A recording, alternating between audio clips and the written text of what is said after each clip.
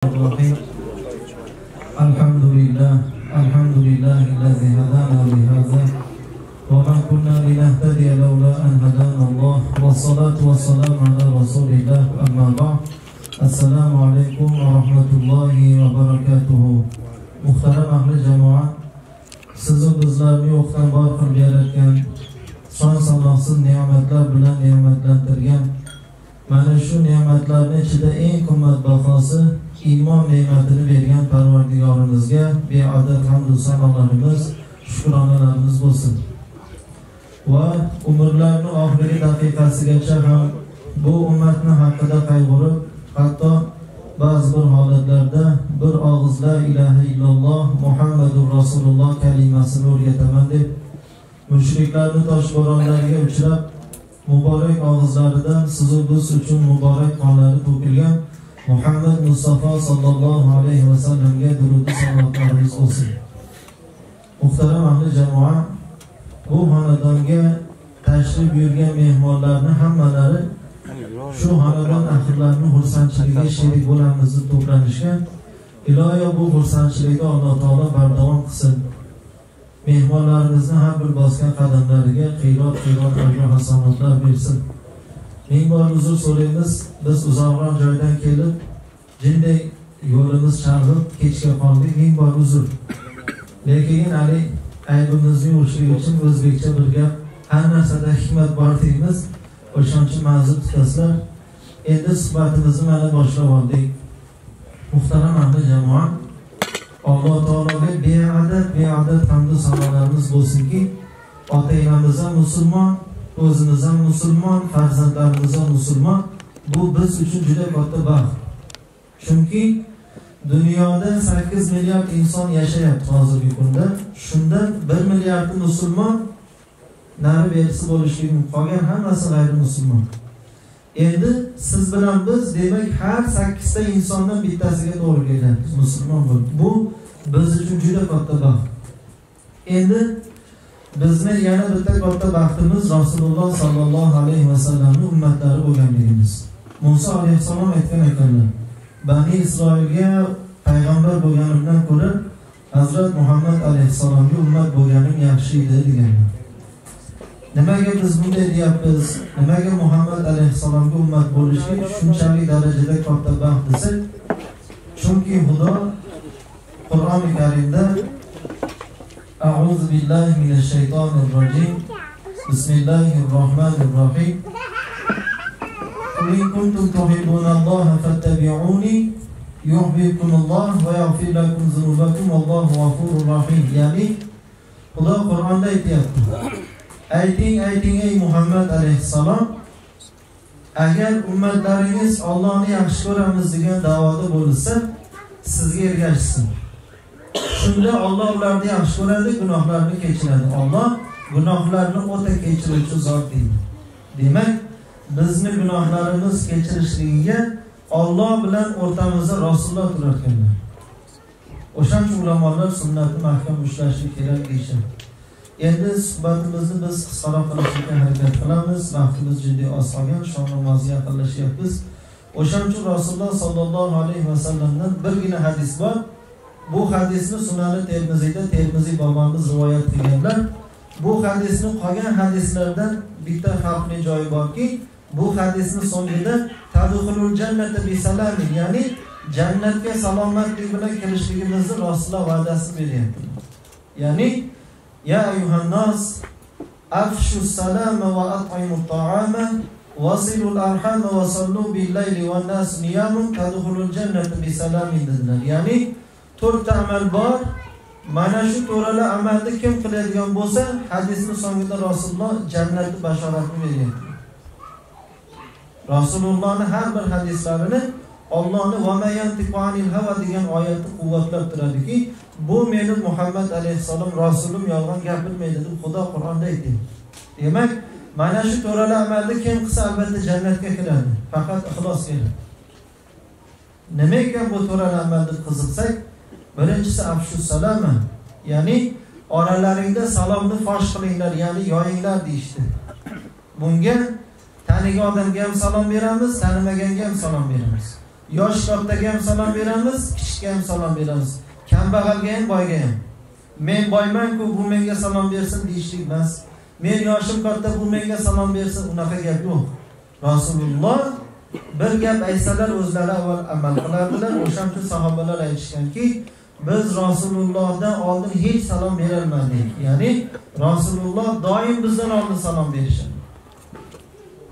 O'shaning uchun sahobalar ikkita sahoba birga gaplashib ketishib tursa, o'rtadan bitta daraxt o'tib qolsa, bunday aylanib o'tib yana bir-birlariga salom berishgan. Nimaga desa, chunki ular bilardilarki, Rasulullohning bu hadislarning tagida jannatni bashorat turibdi.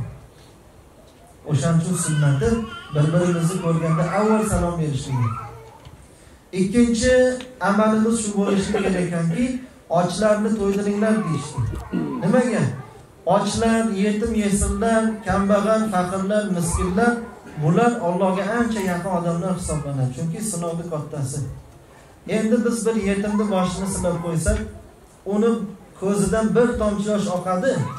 Mana shu bir tomchi yosh Allohning nazdida shunaqangi bir qudrati borki, bizni 80 yil, 90 yil qilgan gunohlarimizni xuddi erta bahor sel kelib toshlarni do'malab yuborganga o'xshagan gunohlarimizni yuboradigan qudratga ega.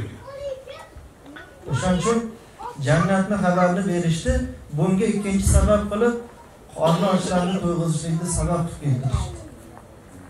Uchinchisi vasilul arham dedilar. Ya'ni qavm qarindoshchilik rishtalarini bog'langlar deyishdi. Nimaga bunaqa deyishyapti desak, chunki kim silay rahmni uzsa, ya'ni qavm qarindoshchilik rishtalarini uzsa, uni duosini Alloh qabul qilmay qo'yar ekan. Rasululloh sallallohu alayhi vasallam sahobalar bilan turganlarida aytgan ekanlar, haj safarida bo'lgan bu voqea, ya'ni aytayaptilar, oramizda silay rahmni uzganlar bo'lsa chiqib ketsin dedi. Nimaga bunaqa deyishyapti desak, chunki oramizda Rasululloh o'tirsalar, bizni haqimizda duo qilsalar, ichimizda birorta odam silay rahmni uzgan bo'lsa, o'shani kasofatdan hatto Rasulullohning ham duolarini Xudo qabul qilmas ekan. Bugungi kunda silay rahmni uzib, bitta mashinani orqasidan yoki bir qarich yerda orqasidan yo 3-4 so'm to'yanani orqasidan aka-ukalar, opa-singillar, ota-bolalar silay rahmni uzyapti. Buning natijasida duolarimiz qabul bo'lmay qoldi. Bunday voqea Musa alayhisalom davrlarida ham bo'lgan. Musa alayhisalom davrlarida bir voqea bo'ldiki, hech yomg'ir yog'may qo'ydi. Qavmlari oldilariga kelib, "Yo Musa, Robbimizga duo qiling, siz payg'ambarsiz, ijobat bo'ladi.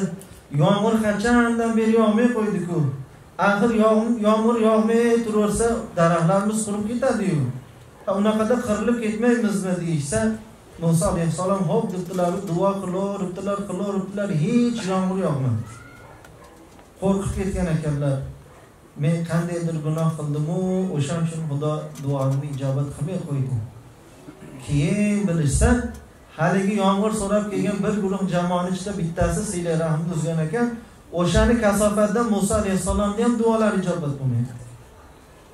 Endi yana bitta e'tiborga molik jihati borki, silay rahmni uzgan odamni hatto Ramazonda Qadr kechasida ham duosi ijobat. Qadr kechasi fohishani ham duosi ijobat hatto. Lekin silay rahmni uzganda duosi qabul bo'lmaydi. Yana bir toifadan bor, sutxo'rlar bor. Haromxo'r sutxo'rlar bor, pirasanchilar. Bularning ham duosi qabul bo'lmaydi. Silay rahmni uzganda ham duosi qabul bo'lmaydi Qadr kechasi, sutxo'rlarning ham duosi qabul bo'lmaydi. Sutxo'r deb kimda aytadi desa, oshna 10 million berib turing, qiynalib qoldim deb borsangiz bo'pti. Xo'p, deydi 10 millionni olib chiqib deb oldingizga qo'yadi. Buni endi 11 million qilib qaytarasiz, oshna deydi. 11 million qilib qaytarasiz. Mana shu sutxo'r. Mana shu sutxo'rning gunoh qanaqa bo'ladi deb bitta shayxdan so'rashganda, shayx javob bergan ekan. Ya'ni yo imom. Sutxo'rlik qilganda gunoh qanaqa-yu, onasi bilan zino qilgan bolaning hukmi qanaqa?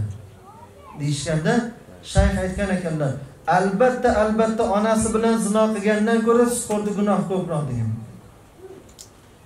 Bugun xalqimizning ichida sutxo'rlar anchagina ko'p. Kurtak ochib, gullab meva berib yotibdi. Nimaga? Bular onasi bilan zino qilganda og'ir gunohini olyapti turganini bilmaydi bu bechora. O'shaning uchun shariat bo'yicha ulamolar aytishadiki, qo'shning sutxo'r bo'lsa kirib nonini yemaysan to'yga kirib. Oshini, go'shtini, sho'rvasini ichmaysan, lekin qo'shnichilik qilib kirib o'tirasan, lekin yemaysan. Yesam nima bo'lasa harom deyapsan, do'zaxda o'tini yeyapsan. Qo'shningiz aroq sotsa ham kirib nonini yesangiz shunday. Sutxo'r bo'lsa ham shunday. Folbin bo'lsa ham shunday. Nimaga? Bular ana muttafaqun alayh harom narsadan pul topyapti. Buni oshi ham sizga harom, go'shti ham harom, noni ham harom. Endi birov buni yeb qo'ysa nima bo'lasa, do'zaxda o'tini yegan bo'ladi. O'shaning uchun sutxo'r bilan siylay rahmni duosi qadr kechasidan ijobat bo'lmaydi. Ammo qadr kechasi bitta kofirda xonadonda bola tug'ilsa, o'sha bola qadr kechasida nasib oladi. Qanday nasib desa, qadr kechasini sharofatidan haligi kofirning bolasi baribir umrini oxirida musulmon bo'lib ketadi. Mana bugun internetda ko'p odamlarni ko'ryapmiz, 60 yil, 70 yil, 80 yil musulmonlarga dushman bo'lib, oxiri musulmon bo'lib kalima qaytarib o'lyapti. O'shani obdon surishtirib hisoblasangiz, yarmidan ko'pi Ramazonda qadr kechasida tug'ilgan, qadr kechasi nasibasida u ham olib qolgan. O'shaning uchun musulmon bo'lib ketgan. Endi vo ajabki, kofirning bolasi dinga kirib ketyapti, qadr kechasida nasib olib. Musulmon ota-onadan tug'ilib, musulmon bo'lib hayot kechirgan, sutxo'r bilan siylay rahm uzganda nasibasi yo'q-da.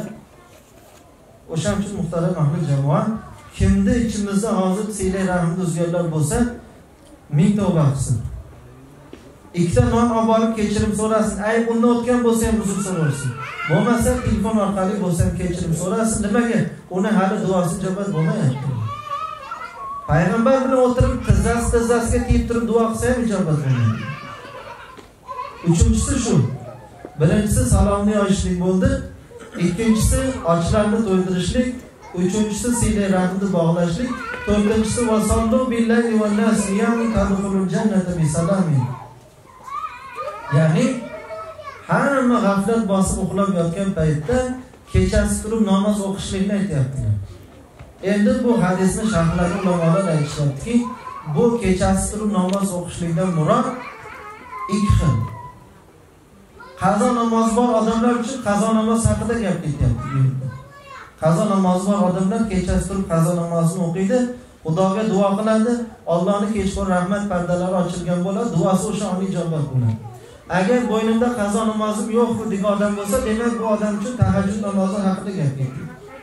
Tahajjudni o'qiydi, Xudodan duo qiladi, pardasiz qabul bo'ladi, gunohlari kechiriladi.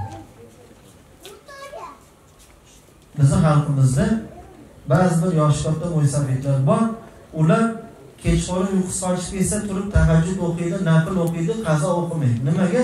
Chunki qazolarni endi Xudo kechirib yuborar deydi. Lekin muhtaram ahli jamoat, million rakat tahajjud namozi 2 rakat farzni o'rnini qoplolmaydi. Chunki Alloh avval farz namozni so'raydi. Mo'ysafidlar SSR paytida ham musulmonman degan da'voda bo'lganmi, o'sha paytdagi qazolarni Xudo albatta so'raydi. O'shaning uchun yosh ulug'larni Xudo uyqusini qochirib qo'yarkan. Nimaga desa, bu bandam o'limi yaqinlashyapti. Ha, deb uyqusi qochganda dori ichib davladan oshdimi tushdimi deb yotavermasin-da, uning o'rniga qazo namozlarini yetkazib olsin deb uyqusini qochirib qo'yadi yosh kattalar. O'shaning uchun qarilarning uyqusi qush uyqu deydi. Jiddiy ko'zi ketadi, yana uyg'onadi. Jiddiy ko'zi ketadi, yana. Nimaga? Buni sababi Xudo ularni ozgina uyqu bilan quvvatini berib qo'yapti-da, qolgan vaqtda qazosini o'qib yetkazib olsin. Chunki buni qayerdan olib gapiryapmiz? O'tmishda Umar ibn Abdulaziz degan xalifa o'tganlar. Umar ibn Abdulaziz davrlarida zakot oladigan musulmon odam topib bo'lmaydi. Shunaqa adolatli podsho bo'lishdi. Endi adolatli musulmon podshosi bo'lib turib, bomdod namoziga 1-2 marta jamoatga chiqishlikka vaqt topolmay qoldilar, ya'ni uxlab qoldilar. Charchoq bilan. Shunda Xudodan qo'rqib, ey Xudo, podsho bo'lsam o'zimga-da, axir menga namoz farz-ku axir. deb bir odamga aytgan ekanlar, birodar, siz meni har kuni bomdodga kelib o'g'atib turasiz, evaziga sizga oylik berib turamiz. Podsho aytayapti. Haligi odam shunday xursand bo'lib ko'chalarda, ey odamlar, mendagi sharafli ish kimda bor? Men podshoni bomdodga o'g'atuvchi bo'lib qoldim. Suyunchi beringlar deb yurgan ekan. Bir kuni Umar ibn Abdulaziz aytdilarki, endi bomdodga o'g'atmay qo'yavering, o'zimiz turamiz. Haligi odam hayron bo'lib, menda nima bo'ldi? Aybim bo'lsa ayting, bo'lmasa oyligini ham bermay qo'ying, lekin bu ishdan meni bo'shatmang endi. Men odamlarga maqtanib qo'yganman-ku deysa, Umar ibn Abdulaziz aytgan ekanlar, ayb sizda emas. Men shu kecha g'usl qilib turganimda ko'zguga qaradim. Ko'zguda sochimga, soqolimga 1-2 dona oq tola oralab qolganini ko'rdim. Men endi buni shunday tafakkur qildimki, go'yo Xudo menga alomat berib aytayapti: "O Umar ibn Abdulaziz, ko'zingni ochgin. Kafaningni ilk tolalari to'g'onxonadan chiqishni boshlab qoldi. Biz buni namoyandasi soqolingni sochingda beryapmiz. Bu sochingga, soqolingga tushgan oqlik kafanni tolalari o to'g'onxonadan chiqdi degan gap bu. Endi ham bomdodga uxlab qolasanmi degandek bo'lyapti go'yo. Endi bomdodga uxlab qolish yo'q. Mana bu alomatdan keyin endi bomdodga qanday uxlab qolamiz deb haligi bomdodga uyg'otuvchiga ruxsat berib bugun biz qanaqangi odam bo'lib qoldik? Bugun bizning xalqimizda 80% odam benamoz. Benamoz ko'p degani nimani alomati? Demak, poraxo'rlar ko'p degani bu. Zinokorlar ko'p degani. Ba'zi bir idoralarga o'tirib olib, porani olib o'tirganlar ko'p degani. Bir kuni 50 ming yil bo'lgan qiyomat kunida hisob kitobni esidan chiqarganlar ko'p degani. O'shaning uchun muhtaram ahli jamoat, Rasululloh sallallohu alayhi vasallam 7 yoshdan farzandlaringizni namozga buyuringlar, 10 yoshga o'qimasa uringlar deydi. Nimaga? Agar xalqning ichida benamoz ko'paysa, poraxo'r ham ko'payadi, zinokor ham ko'payadi, sutxo'r ham ko'payadi. Hammasi bosh illati benamozlik. Nimaga Rasululloh uringlar deydi desa, chunki ota bolani namoz uchun urmas ekan. Qiyomatda bir kun 50 ming yil bo'lgan qiyomat kunida hisob kitob aytib o bola aytar ekan: "Boqa Parvardigoro, ya ayyuhallazina amanu qu anfusakum va ahlikum naran" oyatida, ey iymon keltirgan bandalarim, o'zingizni va ahloylaringizni yoqilg'isi insonlar va toshlardan iborat bo'lgan do'zax olovidan saqlanglar degan oyatingda otamni bo'yniga yuklagansan. Otam meni urib namoz qilganda o'qiyapti. Endi otam menga shuni o'rgatmadi, otamni tashlab do'zaxga agar adolating bo'lsa deydi. Mana shu gapni eshitgandan keyin ota janovar qiyb yalang'och, hech kimning ustida kiyim bo'lmaydi-da qiyomatda. Hamma yalang'ochdir. Qiyb yalang'och jamoatning ichida o'zini urib qochib. Buni Xudo sura Abasada keltirib qo'yibdiki, astag'firullah, yawma yafirul mar'u min akhihi va ummihi va abihi va sahibatihi va banihi. U kunda, qiyomat kunida bir qorindan tug'ilgan aka-ukalar, opa-singillar bir-biridan qochadi deyapti Xudo. Va ummihi va abi, onasidan ham qochadi, otasidan ham qochadi, va sahibatihi va bani, xotinidan ham farzandlaridan ham qochadi deyapti. Nimaga shunday desa, bir-biridan hamma haq so'ragan, do'zaxga hech kimni tushgisi kelmagan, o'sha kunda otalarning boshida kaltaksini o'rar ekan. O'shaning uchun Xudo namozga bandalarin qattiqroq ahamiyat berishsin deb sura Mudassirda ba'zi oyatlarni nozil qildi. Muhtaram ahli jamoat, bilib turibmiz, shomga jiddiy ozgina vaqt qoldi, lekin jiddiy gapirib olaylik endi. Ba'zi odamlar besalomjon bo'lishyapti. Ozgina qoldi, shom o'qiymiz. Baribir bir kunimiz o'tdi. Shaytonning lashkari konsert zaliga borib 5 mingta bekarchini to'plab konsert bersa, 200 ming, 300 mingdan to'lab shaytonning lashkarini yaqinroqdan ko'radigan $100 bo'lsa ham bilet olib birinchi safda o'tiribdi. 2 soat konsert berib bo'ldi, endi keyingi ko'rishguncha yer tepyapti. Yana ikkita aytib bering, o Vodiydan kelganmiz, Qo'qondan kelganmiz, Andijondan kelganmiz. Biz tekinga ma'ruza qilib beryapmiz. Oxiratimiz uchun kerakligi uchun jinni sabr qiltiraylik, iltimos. Agar hozir chekka sherali jo'lay kelib qolsa, bilmadim endi mahallani o boshigacha odam sig'maydi. Nimaga? Chunki qiyomatda alomatlari shuki, odamlar botil narsaga ko'proq o'ch bo'lib qoladi. Xudo sura Mudassirda aytayapti. Qiyomatdagi ahvolatimizni keltiryapti. A'udzu billahi minash shaytonir rojim. Bismillahirrohmanirrohim. Ma salakakum fi saqar? Qalu lam nakum minal musallin. Sadaqallohul azim. Benamozlarga ahli jannatlar, ahli do'zaxlarga savol beryapti.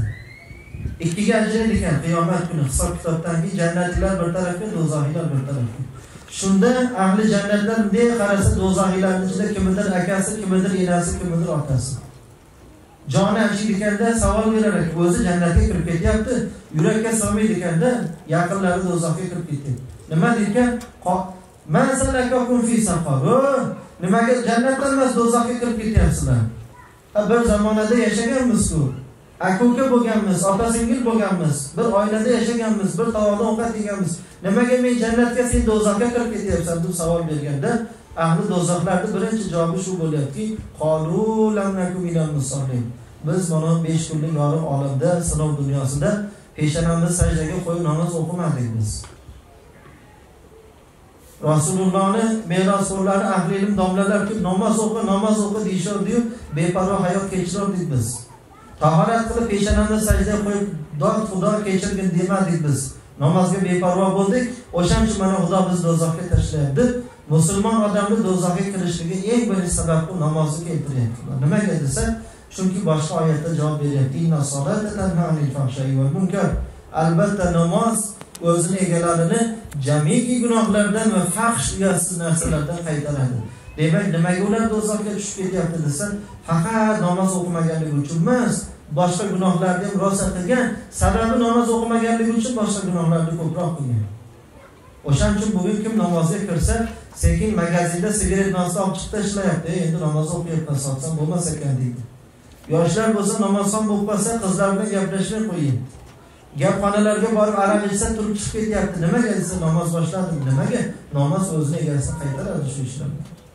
O'shaning uchun Rasululloh aytadilar, 7 yoshda namozga buyuring, 10 yoshda ham o'qimasa adab qamchisidan uring deyishdi. Agar biz namozxonlar jamiyatini tuzmaydigan bo'lsak, ichimizda namozxonlar benamoz ko'p bo'lsa nima bo'ladi desa, qiyomatni tezlashtirib olgan bo'lamiz. Kim benamoz bo'lsa, o'shani sekin surishtirsangiz, xotinini ham rashk qilmaydi. Ayni o'sha sattang manaman degan benamozlar xotinini bo'yantirib, lovini qip-qizil qilib, qoshini kamon qilib, sochini bigudek qilib to'yxonaga olib kirib, mashinada tashlab ketdi. Onajonisi tugadi desangiz kelib olib ketaman deydi.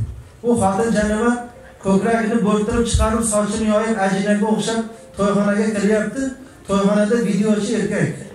O xotin oshi bo'ldi, xotin artist keldi deganda ham videochi erkakda. Rasmchi erkak. Ana lashkari iyonikal choladigan erkak. Aytdaki yani qistir-qistirda pulni yugurib olib keladigan erkak. Kamida 10 ta yoshi erkak borda, yo ular erkak emas. Ular ham erkak bo'lsa kerak. O'sha artistlar ham erkak. Ba'zi odamlar aytadi, artistlar erkak emas, ular chaladi. Ular ham endi erkak. O'shandan xotinimizni qizg'onishimiz kerak. Agar shu xotinimizni to'yxonaga kirib artistlarning oldida jibirlatib qo'yadigan bo'lsa, kim bo'lamiz biz? Musulmon odam xotinini qizg'onmasa kim bo'ladi? Buni hamma yaxshi biladi. Shu xotinini bo'yantirib, mashinani oldiga o'tirgizib, to'yxonaga kirgizib olganlar o'ziga savol bersin, men kimman o'zi?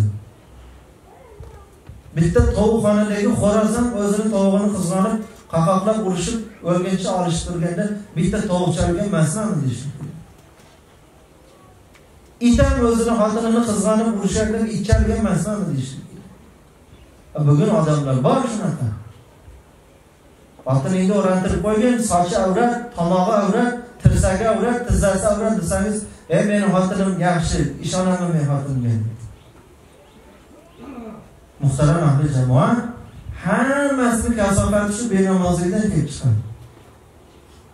Qaysi odam poroxo surishtirsangiz namozga beparvo o'shancha poroxo. Qaysi odam aroq sotyapti, surishtirsangiz bu ham o'sha namoz olmas. O'shancha muhtaram ahli jamoa, biz osmondan gapirganligimiz yo'q. Kim namozga beparvo bo'ladigan bo'lsa, o'sha odam xohlagan ish qilaveradi. Qo'lidan hamma narsa keladi. Benamoz odamda o'shancha yuzidan nur qochgan bo'ladi. Nimaga? Bir kunda 5 mahal Allohga isyon qilganligi uchun. O'shancha muhtaram ahli jamoa, biz sizlarga bir hadisni aytib berdik.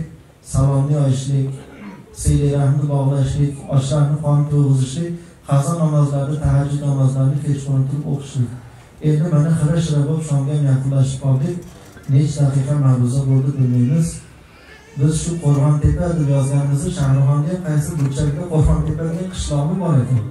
Biz Qo'qondan turib yozganimizda yaqin ekanki 70 kilometr bir soatda yetib olamiz deb o'ylabmiz. Keyin bilsak bu O chegara tarafdagi Qo'rg'ontepa ekan, menga qo'yib keldik endi. Ana radarlarim rosa oldi endi. Xudo o'zi sabr bersin. Ishqilib mana yetib keldik. Men o'zim qo'rqqanim, to'y qilgan odamlar nechun kutadi? Odamlar to'plab olishni o'zi bo'lmaydi. Xursandchilik kunida hamma ketgandan keyin yetib borsak, dili ranjitmas ekan degan qo'rquv bilan iloj boricha tezroq yurib kelib, mana uyga keldik, Xudoga shukr. Nimaga desa, hammamiz musulmonmiz, aka-ukamiz, bir-birimizni ranjitishni xohlamaymiz. Bir podshoni oldiga bitta faqir odam kelib, aka puldan bering debdi. Podsho aytdi, qanaqasi akang bo'laman, bugun ko'rib turibman-ku desa, Odam alayhissalomdan momoxon zurriyodimisiz, sen shunaqa men ham shu. Aka puldan bering desa, podsho voy juda gap bo'lsa ekansan deb vazirdan pulni olib haligi odamga beryapti, qulog'iga pichirlarmish, uka, mana pulni olganim ko'chaga chiqib ukanglarga aytib olmagan. Hammasi kelib aka puldan bering desa, uyimni qaydan topaman degan ekanda. Yana bitta narsa esimga shuni aytib qo'yay, endi sizlarni xafa qildik, xursand qilib qo'yaylik. Bizda mamlakatga xitoy qilmaydi-da. Sizlarda yo'lga qilib shunaqa qilib to'y qilar ekan. Ko'rishi bilan bitta narsa esimga keldi, ko'p esimga keladi bu. Bir domla marosimda o'tirsa, sinchilik ekan. Sinchilikda hammamiz bilamiz. Har qanday bir qasr qusur degan ovoz chiqdi, o'rnashibdi. Domla marosimda o'tirsa, qasr qusur degan ovoz chiqqan ekan. Hay, eski uyni deymanda, ishqilib tinchlik bo'lsin desa, uydaga qo'li qo'ysa kirib qoldi. Xizmatlar yo'qmi, kamchiliklar yo'qmi desa, domla aytgan ekan, taqsir, bu uyda kim qurgan, nechinchi yil qurilgan. Desa, nimaga unaqa deysiz? Qasrlagan ovoz chiqyapti, devorni ichidan desa, haligi odam past ketmasdan, domla, bizni uyimiz shunaqa xayron, barakotli hovli. Devorlarga ham salovat aytadi, zikr aytadi, shuni eshityapsiz siz. Domla, shunaqami? Mayli zikr qilsin, salovat aytsin, faqat biz chiqib ketguncha sajda qilmay tursin. O'shanda muhtaram ahli jamoat, mana sizlarni xursand qilib qo'ydik. Ma'zur tutasizlar, kechib qolganligimiz uchun. Hammamiz bir otalarning farzandlarimiz. Haligi hadisga amal qilishni esimizdan chiqarmaylik. Chunki Rasululloh jannatni yo'lini oson ko'rsatib etdilar. Esimizdan chiqarmaylik. Va axiru da'vona alhamdulillahi robbil alamin. Bir duo qilaylik muhtaram